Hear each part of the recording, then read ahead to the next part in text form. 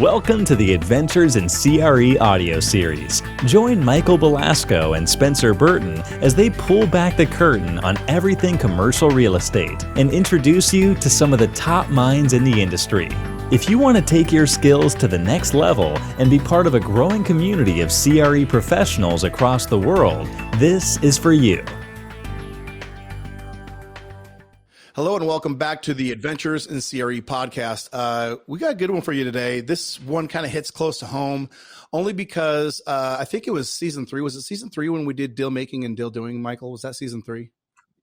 Yeah. Yes, it was. And I believe. Yeah, what I really liked about season 3 was we really got into the nitty gritty. We got our fingers into transactions and we got to really explore them.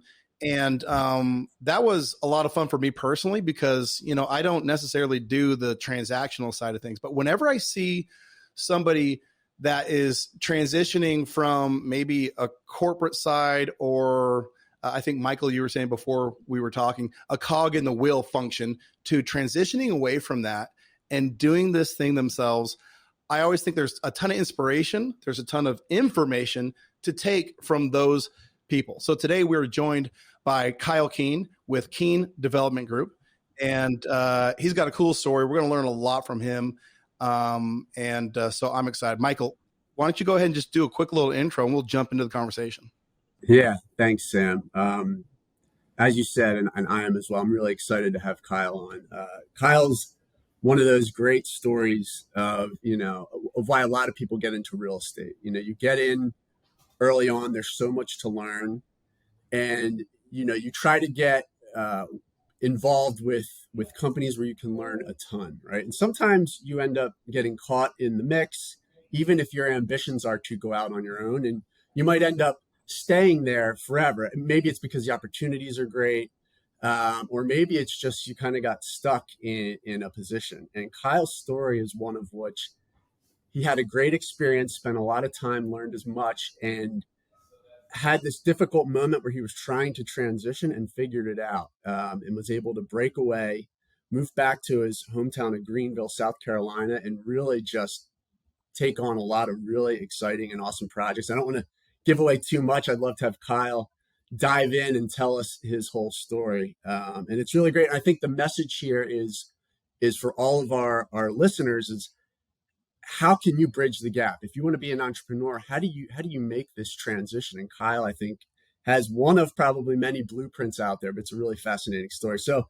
Kyle, why don't we kick it over to you? How about you give an introduction of who you are, what you're up to currently, and then we can take it back to where it all started and give people insights into how you transitioned to where you are. Absolutely. And thanks for having me on.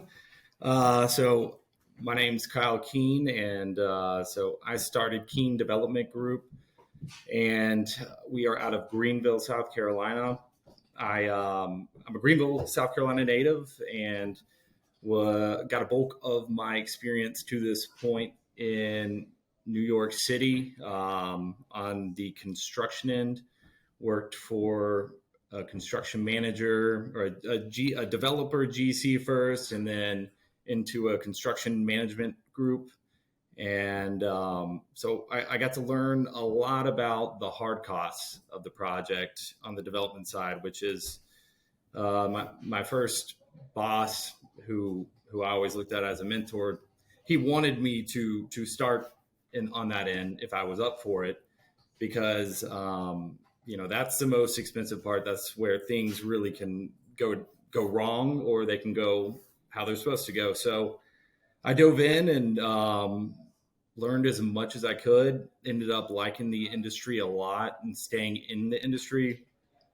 But I always had that goal to eventually bridge into development on my own.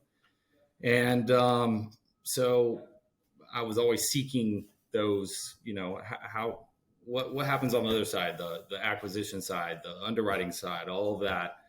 And I guess you could call it, I don't know, my destiny or fate, however you want to describe it. But ended up coming back down to Greenville, South Carolina after about 9 years in New York to make a visit, and ended up staying there and making that my permanent move shortly after we got out of the pandemic. And I thought it was a good time to, while I was in Greenville visiting, I took the accelerator, and to me that was a good way to bridge the gap. And one thing led to another, and I was finding investors, pitching deals, and I finally landed one. So just to to back up, I like to delve more into this transition.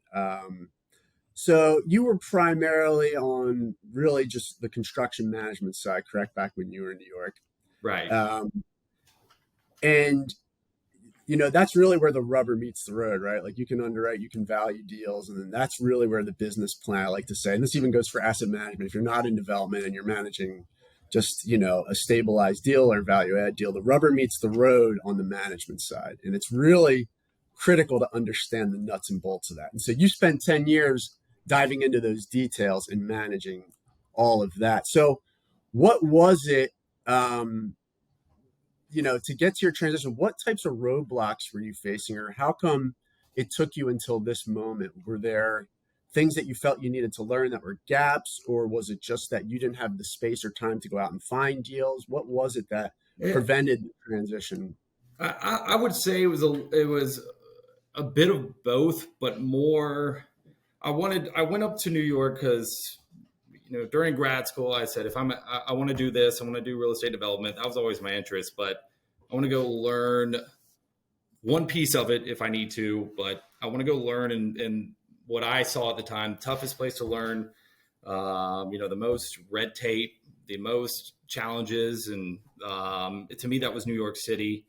And so when I got into construction, that was so new to me. I was a business major and then was getting my MBA. So no real world experience, and definitely no real estate development or construction management taught in that path. So really it took me 3 to 4 years before I even really got comfortable with the construction management side. And I was calling and harassing with the developer who I ended up first working for about 2 years. And he said, if you come up here, I'll have you work on our GC side. You need to learn the hard cost side. If you're up for it, move up here and we'll hire you. So that's what I did. I had no clue what I was getting into. And so it really took, it took some time to really just get comfortable in that space. So I didn't, I was looking at stuff and kind of trying to value it myself, but I didn't really know what I was after really. So I really wanted to make sure I had a strong base in one aspect of the development process. I think that's really what can bridge the gap, is knowing one thing well, and then, moving on or kind of bringing the other end along with it to make your first move. It's interesting because I think there's definitely something to that, right? If you're a person that is wanting to do your own business someday, the first question is like, okay, well, who do I need to be able to do that next thing? Right. It doesn't make sense. And a lot of people will jump to like, what's the best opportunity? Yada, yada, yada. Well, that is a little bit, that's putting the cart before the horse. Right. So taking the time to earn your stripes, learn how it works is a smart thing. I think people take that path in different ways. Here's my next question. So, you want to do this, you put in the work, you put in the time to do it. Coming up with an investment thesis, or basically, hey, what am I going to do? Like, what is the move?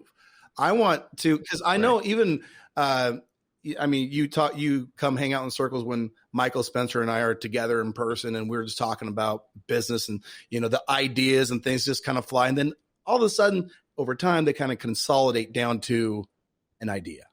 So I'm very curious about your idea, what your process was in picking your chosen niche. So we can talk about your chosen niche as well, obviously, but what was that process of saying, hey, here I am getting the skills. Now it's time to start doing some deals. You see what I did there? The rhyme, you guys, pretty good. So what was that process like? And then where did you end up? So that's a great question. So so coming from New York, all I worked on, I had a very small piece of it was working on the commercial a conversion project. But primarily, I was always on a job that was high-end condo or high-end, multifamily rental. And when I ended up making the decision, okay, I'm going to move back to my hometown and I'm going to make this move and do this. That was all. I mean, the intention was to kind of bring down to Greenville, South Carolina, what I was working on in New York, because I didn't see anything like that. You have your custom homes and, you have that quality here, but it's just one single family home. Builder built it, they bought a lot, built it, or, a owner built it and they hire someone to build it for them. There was nothing of a true development that had the same quality. And I just knew it would be well received. And especially with Greenville seeing so many people move down from New York, so many people come from California, Chicago, and they can actually move down here and they're going to want that product. They're going to want that type of residence when they come down here. And they may not want to wait, to buy a lot and then have a builder build it. So I knew I was creating something that really wasn't down here yet. We have plenty of townhomes, but I'm able to actually use some of the contacts in New York that I have to really introduce that to this market. So were you thinking about like, hey, your target demographic in New York, and you also know that they're migrating south for the winter to those types of locations?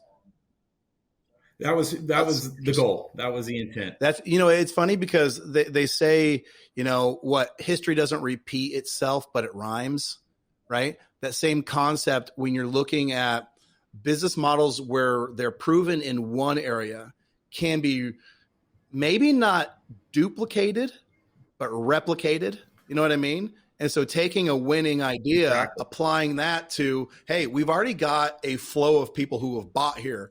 They're going to go down here. And why wouldn't they want to see the same product that they love here, that they saw back in New York? So that was was one of your, okay, well, that's awesome, man. Yeah, go ahead, Michael. So you moved down to Greenville. It's not a new market for you, but with the lens that you're wearing as getting into real estate development, I mean, I assume it's somewhat of a new market in that regard. So you're coming into a new market. You're just leaving a job, and I'm not sure. I'd love to learn more. Are you sourcing capital? How do you start? How does are you sourcing capital? Are you trying to get fee development deals? How do you get going when you're just getting your first deal? Oh, well, you got to be ready to go through about 1,000 opportunities that you think you have. Maybe you might have an investor, or you might have a motivated seller. So first step, you got to be ready for a lot of disappointments. So I was absolutely chasing deals down, whether it was, just land that I thought, had been just missed by another developer here. Whether it was a building that, could be converted, torn down, and new development in that area. But it was basically just calling owners of existing properties. And I knew once I had to get that step, I had to get a motivated seller. And then I would do all the underwriting on my own. And then I would just bring it to a few people that I had relationships with that I knew could fund the deal, and I would work in a fee, and that's how I would do it. I had the construction management knowledge. I'm at a point where I'm very confident in my underwriting, and now I just was missing the piece to fund these things. So absolutely, I was pitching myself and what I was bringing to investors as a fee developer, and that would really how I started and got to the next one. So, yeah, I mean, really after, major disappointments, under contract with so many and it falling through, etc. We finally landed one, and that's exactly how we structured it. So this is a development opportunity where I am the fee developer, and I've actually, for this one, done a large syndication, which was a hurdle, was because of a hurdle where we had to I had to go through the SEC, do all the filing. And so, yeah, I'm doing a syndication on this, and I have one strong majority investor. The rest is through that group. And I worked in a fee based on milestones. So I think this is important, right? And especially looking back, any entrepreneur, when they look back, they tend to, and you didn't do this, but they tend to gloss over all of the work that had to go into like the actual deal work. I'm not talking about coming up with the ideas and all the work you put in the 10 years in New York to learn things, but when you go out and actually start doing the business, all of that excitement of creating like what your offer to the market's going to be, all of that is now put to test by your ability to execute. And I think that is where people in any business, and especially from your experience, I'm guessing you would agree with this, the daily execution, the bird dogging of new deals, the opportunities, hey, run this up the flagpole, take it back down. Run this up the flagpole, take it back down. That is something that if you think you're going to come out and be a sniper and the deals are going to come to you, you shouldn't do it. You shouldn't do it, because that is like all of the pain that you have to go through that maybe down the road you've established contacts, referral sources, things along those lines that will pay dividends in the long run. But up front, you are putting in, you could call it sweat equity, right? You're putting in so much ground time and consistency that I think some people are not cut out for. So I want to ask you, I want you to go back to running deals up the flagpole, daily grind, waking up and having, because I guarantee you, and you can correct me if I'm wrong. If I'm wrong, then you're Superman. The self-doubt when you wake up, did I make a mistake when you wake up? Talk me through that real quick, because, and not to like dwell on the past or go into the pain, but that's a reality in business that people gloss over and they just focus on the shiny object at the end. So go back to whenever that was and talk me through that. Yeah. So yeah, it's absolutely, it's like you can have just such a, so much progress and you're getting really excited that, okay, that my hard work, it's paying off. This thing's going to happen. And then, a week later, I mean, that deal is, out the door. It doesn't make sense anymore. Going through due diligence, you found this out of the other and it just falls apart completely. Or, you had a very strong commitment from an investor and, their expectations were different. So, they're going in a different route now. So you lose that. You have to start all over again. And multiple mornings waking up, disappointed, self-doubt, absolutely. And then that's where you really got to make a decision, am I going to just, give up now and go back to, the daily just working under a developer, or, are we going to stay persistent and consistent on this and just keep driving on some of those hopefuls? And let me add. Can I interject real quick, Michael? I have like I wanted to piggyback on this. When you were going through all these deals, the ones where terms weren't what you thought, you were finding out stuff. Okay, so that was the first time you were going through. Sorry, Michael. But I really was thinking, like, okay, you go through that the first time. Did you learn things during by approaching those issues and looking back and saying, oh, I could have potentially renegotiated the terms, or I could have potentially structured the deal differently, or I could have potentially approached the deal in a different way. So when I know that those things are coming back, I can then negotiate from a point of power, a position of power rather. When you're going through those deals, did you look back and say, oh, whenever I approach a deal now, I'm going to do X, Y, Z? Because I'm guessing some of those deals could have turned into deals had you approach them differently? Did you take anything away from that process? Absolutely. And I continue to, even though, right now, we're getting out of design development with this deal that we've executed on. So even now, still, I have a notebook, and it's huge, and it's just like, what are we going to do different on I'll look back every single phase of this one deal that you could consider was a successful execution, and I'm critiquing that. So the next opportunity like this, it's going to be more efficient and just run a lot smoother. But going through the process of finding that deal, getting to this point, absolutely. It was what did we do wrong there? Why did this fall apart? And I think if you take a step back, kind of step out of your disappointment, look at it with that lens, it makes things a lot easier and more motivating to move forward on finding the next one, going after the next one. And that's exactly what I did. I wrote notes, and it's kind of formed and still forming, I guess you could call it my business values or business strategy for my company. Michael, it reminds me when we were going through season 3 and we were talking about negotiating. I can't remember what episode that was, but we were talking about negotiation. And Spencer was talking about being the type of person that always leaves, you're always a good partner. So you're leaving meat on the bone for the other person and approaching a transaction from the get-go of, hey, we don't know necessarily what heads are going to rear themselves, but we are going to approach this so everyone wins, right? So as you're saying that, I'm just remembering back to that episode in particular. So anyway, Michael, what were you going to say? There's a challenge there when you're starting off. And Kyle, I've been there and as I continue to grow.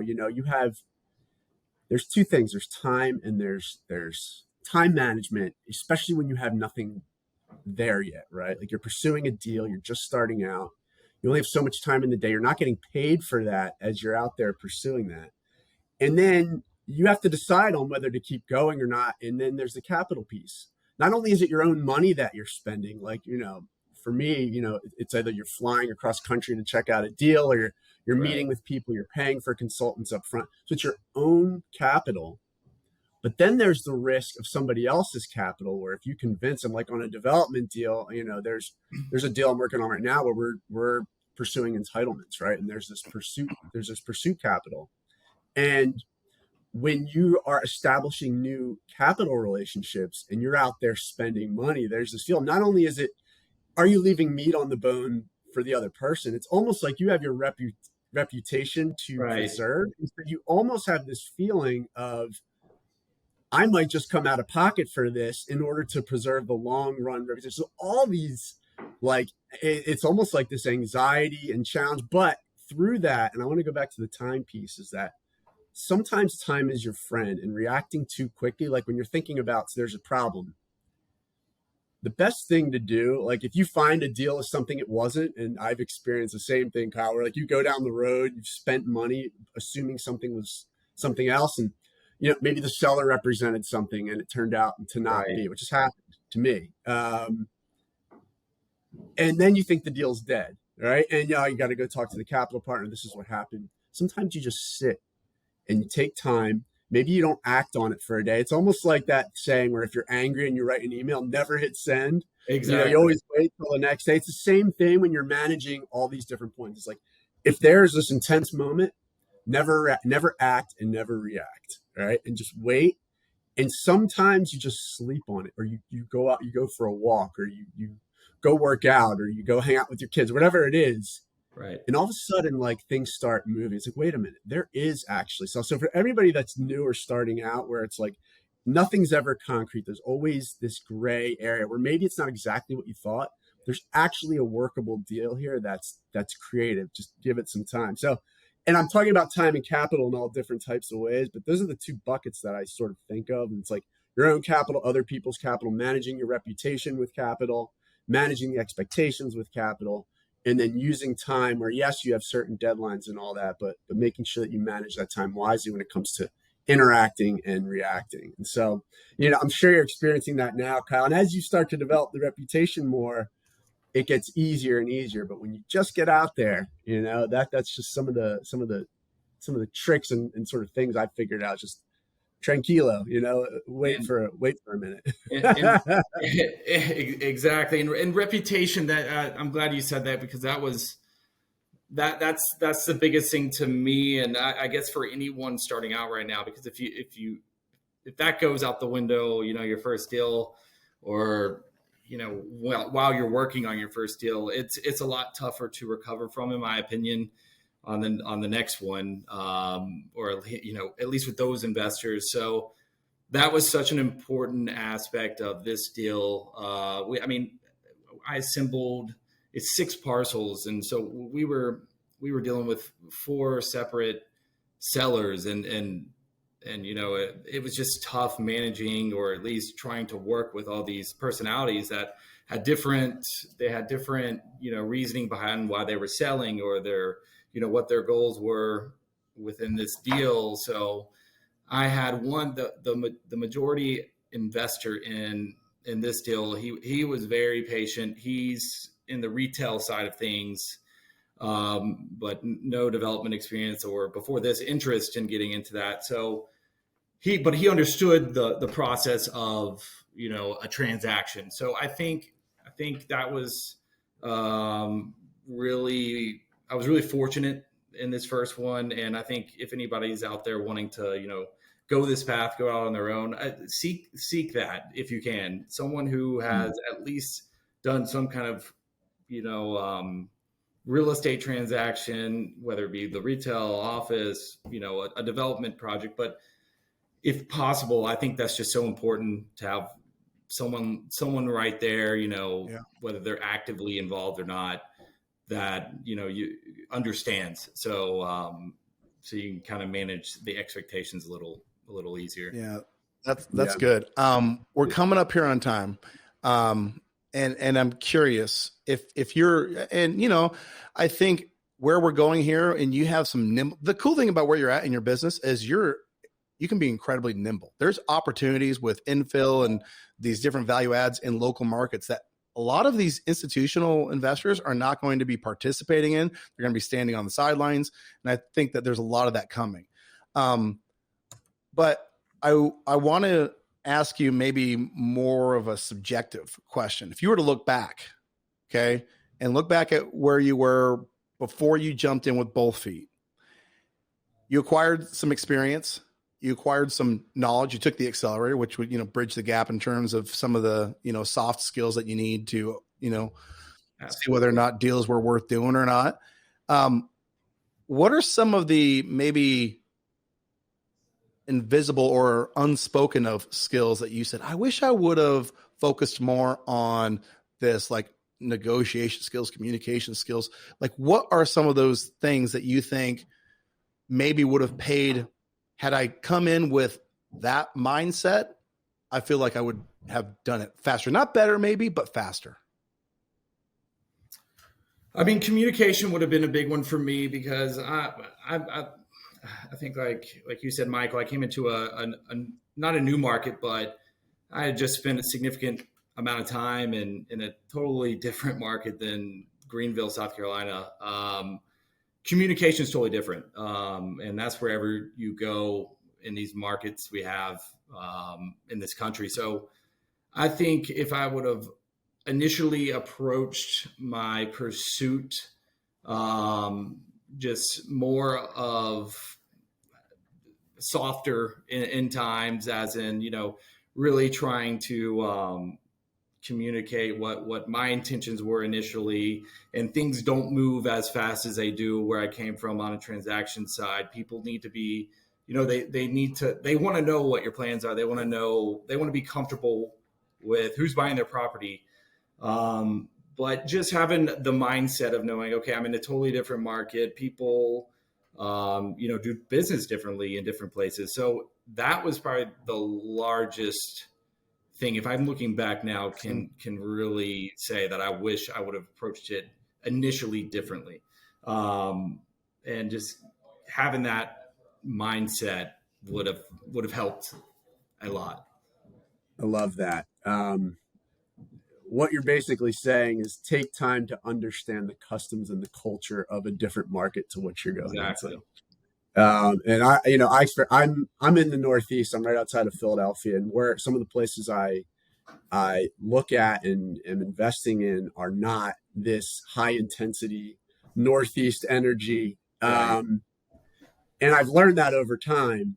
And so when I go approach these other opportunities now, I actually find the local groups, right? Like if I'm looking at a development deal, like for example, I need to get something entitled, I actually approach the local consultants. I'll look to the planning department records. I'll see who's coming up nonstop. Like who are the engineers or who are the consultants that you constantly see in the minutes, and put myself back a little bit and let those guys potentially take the lead. But I love that you brought that up, because you come in, and I've done that. It's like you come in and you're so excited and you're like, why can't you guys just get on? Like, let's get going here. Right. You know, and it's not like that. And so you really need patience, people skills. Again, it's great. It's a really, really great final thought there. That's awesome. Appreciate that. Just in terms of closing things out here, Kyle, I'm sure, we've got people who listen to this podcast, will listen, from students to, directors, all sorts of people are listening to this. If people want to connect with you, what's the best way to do that?